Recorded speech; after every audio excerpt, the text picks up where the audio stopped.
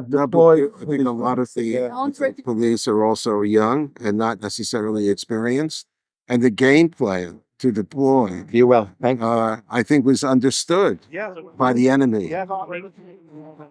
And because the main reason I came yesterday early is how I found out about the event. It was a flyer from Code Pink, anti-American, pro-North Korean, anti-Semitic, over the Chinese-based, worshiping them. pro. These are pros. So Yeah. what was described for us, to Yossi and others, is a coordinated attack in which basically almost totally made it next to impossible for the LAPD to take the kind of action that perhaps they would have wanted to take.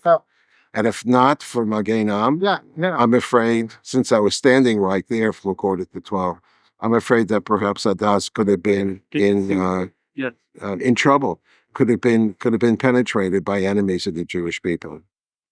So Magen Am showed great professionalism, deterrence, and also, frankly, self-restraint, because there they are spending half the time telling Jews, please come to the side, don't hit back.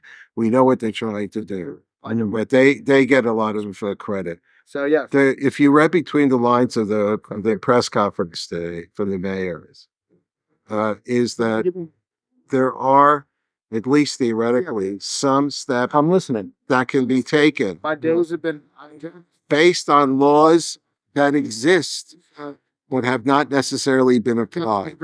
So the next step, as you heard, that she's going to be speaking to the city attorney about arrest issues dealing with masking and dealing with when can the LAPD call something illegal.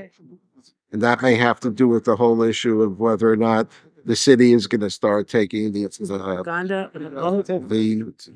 law, which says technically you need to have a permit. If you don't have a permit, there are a lot of technical questions, and instead of grandstanding on the particulars, because that's where we're going to find out what is actionable, what laws and regulations may have to be changed.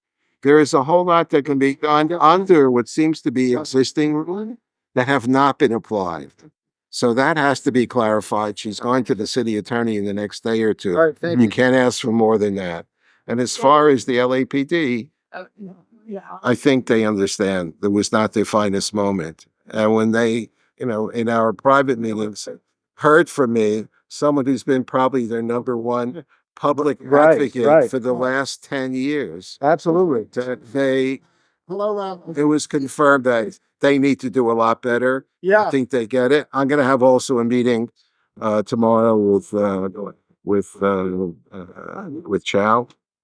And we're going to continue to push, but at the end of the day, they have to be part of the solution. The PD cannot be part. Okay?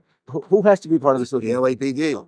Okay, what about the district attorney? Because that's where my case got turned away. They said, well, they're not prosecuting. If it's only an assault, they consider that a misdemeanor. There are two issues. First of all, obviously, the issue of the district attorney conversation. But I think what we're talking about here is how do we make sure our schools are safe in real time? What are the tools that the LAPD need in order to see that places of worship are sacrosanct? That's one issue.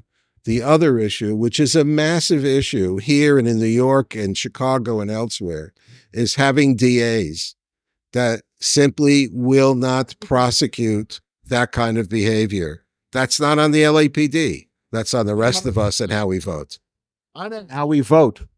But can we get any change in the DA's office without replacing him? Not that I know of. Not unless he feels that the only way he can stay in office is to change.